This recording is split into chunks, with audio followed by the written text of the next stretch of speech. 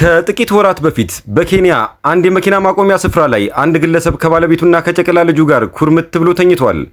ግለሰቡ ግራ በመጋባትና ባለማመን ስሜት ተውጦ ነበር። ከዴሞክራቲክ ሪፐብሊክ ኮንጎ የተሰደዱት እነዚህ ቤተሰቦች ወደ አሜሪካ ለመሄድ ሲጠባበቁ ነበር። ነገር ግን ቤተሰቡ ሁሉንም ዝግጅት አጠናቆ ወደ አሜሪካ ሊበሩ 2 ቀናት ሲቀራቸው ዶናልድ ትራምፕ የስደተኞችን ፕሮግራም አገዱ። አውሮፕላኑ ሊነሳ 24 ሰዓታት ሲቀሩትም በረራቸው በድንገት መሰረዙ ለግለሰቡ ተነገረው። እንዲህ አይነቱ አሳዛኝ እጣ ፈንታ ሲያጋጥም አለመታደል ከማለት ውጭ ምን ትላላችሁ? ክቡራንና ክቡራት አድማጮቻችን አዲስ መረጃ ይዘንላችሁ መጥተናል። ለቻናሉ አዲስ የሆናችሁ ሰብስክራይብ እንድታደርጉ ያስታወስን፣ የቻናሉን ቤተሰቦች ደግሞ ላይክ እና ሼር እንድታደርጉ እየጠየቅን ወደ መረጃው እናልፋለን። እስከ መጨረሻው ይከታተሉን። መሄጃ አልነበረኝም ይላል ይህ ግለሰብ። ንብረቱን፣ የቤት ዕቃዎችን ሽጦ በአሜሪካ ለአዲስ ሕይወት እየተዘጋጀ ነበር። በጦርነት የምትናጠው ኮንጎን ሸሽተው ነበር ወደ ኬንያ ሄዱት። የአሜሪካ ጉዞ ባይሳካም ከጦርነት የኬንያ ኑሮ ይሻለናል ብለዋል። ከወደቀው ዕድላቸው ጋር አዝነው የተቀመጡት ብዙዎች ናቸው። ይህ ብቸኛው ቤተሰብ አይደለም። ወደ አሜሪካ ለመግባት ፍቃድ አግኝተው እየተጠባበቁ የነበሩ 120 ሺህ ስደተኞች ይህ የስደተኞች ፕሮግራም በመሰረዙ ቀጣይ ጣፋንታቸው ጥያቄ ውስጥ ገብቷል። ይህ የዶናልድ ትራምፕ እርምጃ ከእሳቸው ከቀደሙ የአገሪቱ መሪዎች በእጅጉ የተለየ ነው። በቀድሞ ፕሬዚዳንት ጆ ባይደን አስተዳደር ወቅት በአውሮፓውያኑ 2024 ከ100 ሺህ በላይ ስደተኞች ወደ አሜሪካ ገብተዋል። ይህም በ3 አስርት ዓመታት ገደማ ወደ አሜሪካ ከገቡ ስደተኞች ከታየው ከፍተኛ ዓመታዊ አሃዝ ተብሎ ተመዝግበዋል። በዚህ ዓመት ጥር ወር ላይ ወደ ስልጣን የመጡት ዶናልድ ትራምፕ ፈርስት አሜሪካ ማለትም መጀመሪያ ለአሜሪካ የሚለውን የአሜሪካዊ ብሔርተኝነት ተብሎ በብዙዎች የሚተቹበትን አጀንዳቸውን ለማሳካትና ስደተኞች ወደ አሜሪካ የሚመጡባቸውን መንገዶች ለመገደብ እጅጉን በፍጥነት ተንቀሳቅሰዋል። የፍርድ ቤት ዳኛ ትዕዛዝን በመተላለፍ በኤል ሳልቫዶር ታዋቂ ወደ ሆነው እስር ቤት ስደተኞችን በግድ ማጋዝ፣ ከ1000 በላይ የዩኒቨርሲቲ ተማሪዎችን ቪዛ መሰረዝ፣ እንዲሁም ህገወጥ የተባሉ ስደተኞች ራሳቸውን ከአገር እንዲወጡ $1000 የመስጠት ውሳኔዎችን እስከ ማሳለፍ የደረሱ እርምጃዎች ይገኙበታል። ከአገሪቱ በአስገዳጅ ሁኔታ እንዲባረሩ የተደረጉት አብዛኞቹ ከባድ ወንጀለኞች ወይም የአሜሪካን ጥቅም አደጋ ላይ የሚጥሉ ናቸው ሲል ድርጊቱን ደግፎ ዋይት ሃውስ ይሟገታል። ሆኖም ከዚህ ፖሊሲያቸው በተቃራኒ ለተመረጡ ጥቂቶች ደግሞ የተለየ አሰራር ተዘርግቶላቸዋል። ፕሬዚዳንት ትራምፕ የዘር መድሎ ሰለባ ናቸው ላሏቸው አፍሪካነርስ ተብለው ለሚጠሩት ነጭ ደቡብ አፍሪካውያን ፕሬዚዳንታዊ ትዕዛዝ በመፈረም አሜሪካ መኖር ትችላላችሁ የሚል ለየት ያለ መብት እንዲኖራቸው አድርገዋል። ከጥቂት ሳምንታት በፊት 59 ነጭ ደቡብ አፍሪካውያንን ያሰፈረው አውሮፕላን ከዋሽንግተን ዲሲ ወጣ ብሎ በሚገኝ አውሮፕላን ማረፊያ አርፏል። በዚህም ወቅት በውጭ ጉዳይ ምክትል ሚኒስትሩ አቀባበል ተደርጎላቸዋል። ይህንንም ፍትሐዊ አይደለም ይላል አሜሪካ እንዳይገቡ የታገደው በኬንያ የሚገኘው ኮንጓዊ ስደተኛ ይናገራል። የጸጥታ፣ የሕክምና አጠቃላይ ዝግጅቶችን የጨረሱ 120 ሺህ ስደተኞች አሉ። ለዓመታት ጠብቀን አሁን ግን እነዚህ አፍሪካነርስ የተባሉ ነጭ ደቡብ አፍሪካውያን በ3 ወራት ብቻ ዝግጅታቸው ተጨርሶ ሄዱ ይላል። ሁኔታው መውጫ እንዳጣ እንዲሰሙ አድርጎታል። በሙዚቃ ፕሮዳክሽን ሙያ ላይ የተሰማራው ይህ ሰው የቤተሰቡን ሕይወት ለማቆየት ሲል የሙዚቃ መሳሪያዎችን በሙሉ ሽጧል።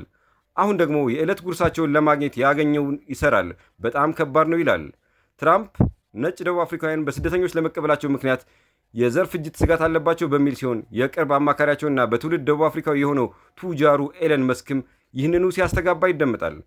በደቡብ አፍሪካ አብዛኛውን የአገሪቱን የእርሻ መሬቶች የሚቆጣጠሩት አናሳ ነጮች የዘር ፍጅት ስጋት አለባቸው የሚለው ጉዳይ መሰረተ ቢስ እንደሆነ በብዙዎች ዘንድ ቢታመንም በአንዳንድ ወገኖች ዘንድ መነሳቱ አልቀረም። በተለይም ደቡብ አፍሪካ በቅርቡ ያጸደቀችው የመሬት ፖሊሲን ተከትሎ በአሜሪካ ውስጥ ባሉ የቀኝ ክንፍ አክራሪዎች ዘንድ እንደ አዲስ መነሳት ጀምረዋል። ደቡብ አፍሪካ ከጨቋኙ የአፓርታይድ ስርዓት ከ30 ዓመታት በፊት ብትላቀቅም አሁን አብዛኛው የአገሪቱ የእርሻ መሬት አናሳ በሆኑ ነጮች እንደተያዘ ነው። በደቡብ አፍሪካ የነጮች ቁጥር 7% ብቻ ቢሆንም 72% የሚሆነውን የአገሪቱ የእርሻ መሬት ይቆጣጠራሉ። ከዚህም ጋር ተያይዞ የመሬት ባለቤትነት በአገሪቱ አከራካሪና አወዛጋቢ ጉዳይ ሆኖ የቆየ ሲሆን በቅርብ ጊዜ የጸደቀው የመሬት ፖሊሲ ይህንን ኢፍትሐዊነት ለማስተካከል ያለመ ነው ተብሏል። የደቡብ አፍሪካው ፕሬዝዳንት ሲሪል ራማፎሳ በአንዳንድ ሁኔታዎች ከነጭ የመሬት ባለቤቶች ያለ ካሳ መሬት መውረስ የሚያስችል ረቂቅ ሕግ እንዲሆን ፈርመዋል። ምንም እንኳን ራማፎሳ በአዲሱ ሕግ ምንም አይነት መሬት አልተወረሰም ቢሉም ሕጉ ከጸደቀ ከቀናት በኋላ ትራምፕ ለአገሪቱ የሚሰጠውን $100 ሚሊዮን እርዳታ እንዲቋረጥ አዘዋል። ውጥረቱም ወደ ዲፕሎማሲያዊ ፍጥጫ እንዲያድግ አድርጎታል። የሁለቱ ሀገራት ግንኙነት መሻከር ማሳያ የሆነው ደግሞ ራማፎሳ ወደ ዋይት ሃውስ ባቀኑበት ወቅት ነው። ትራምፕ በቀጥታ በሚተላለፍ ቴሌቪዥን ላይ ደቡብ አፍሪካ ነጮችን እያሳደደች ነው ሲሉ ራማፎሳን አፋጠዋቸዋል። በቀጥታ በሚተላለፍ ፕሮግራም የሀገር መሪዎችን አክብሮት ነስተው ያፋጠጡበት ሁለተኛው ስርጭት መሆኑ ነው። በቅርብ የዩክሬኑን ፕሬዝዳንት ዜሌንስኪን ያፋጠጡበት ትዕይንት መነጋገሪያ እንደነበር የሚታወስ ነው። ራማፎሳ በተረጋጋ መንፈስ ይህ ከእውነት የራቀ እንደሆነ ተናግረዋል። ነጭ ደቡብ አፍሪካውያን ወደ አሜሪካ በፍጥነት ወደ አሜሪካ ለማምጣት ዋይት ሃውስ የወሰደውን እርምጃ የስደተኞች ተሟጋች ቡድኖች ተችተውታል። እያንዳንዱ የጥበቃ ከለላ የመስጠት ጉዳይ ተአማኒ በሆነ የማሳደድ መረጃዎች ላይ የተመረኮዘ መሆን አለበት። በዚህ ላይ ዋነኛ የሚነሳው ጥያቄ በሕግ ፍትሐዊነትና እኩልነት ላይ ነው ሲሉ ግሎባል ሪፊውጅ የተሰኘ ለትርፍ ያልተቋቋመ ድርጅት አባል የሆኑት ቲሞቲ ይናገራሉ። ስለዚህ አንድ ቡድን የሰብአዊ መንገዶች ከተመቻቸለት የአፍጋኒስታን አጋሮቻችን ማግኘት አለባቸው።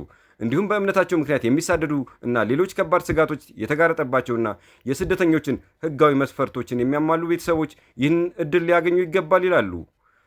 ትራምፕ ከወሰዷቸው እርምጃዎች መካከል በአሜሪካ ውስጥ ላሉ አፍጋናውያን ሲደረግ የነበረውን ጊዜያዊ ጥበቃ ላለማደስ መወሰናቸው ነው።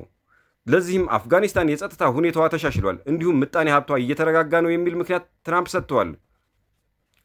ደቡብ አፍሪካ በዘር ላይ የተመረተ የወንጀል አሃዞችን ይፋ አድርጋለች። ነገር ግን የቅርብ ጊዜ መረጃ እንደሚያሳየው በአውሮፓውያኑ ከጥቅምት እስከ ታህሳስ 2004 ባለው ጊዜ በአገሪቱ ውስጥ 6953 ሰዎች ተገድለዋል።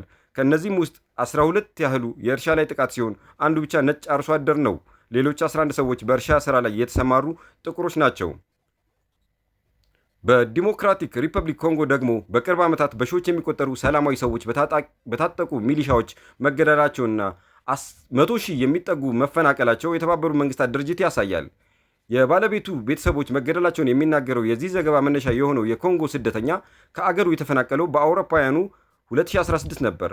እንደ ሰውየው ወደ አሜሪካ በስደተኝነት መሄድ ፈታኝ መሆኑ የገባቸው ከጋዛ ተፈናቅለው በአሁኑ ወቅት በግብፅ የሚኖሩ የሐማድ ቤተሰብ ናቸው።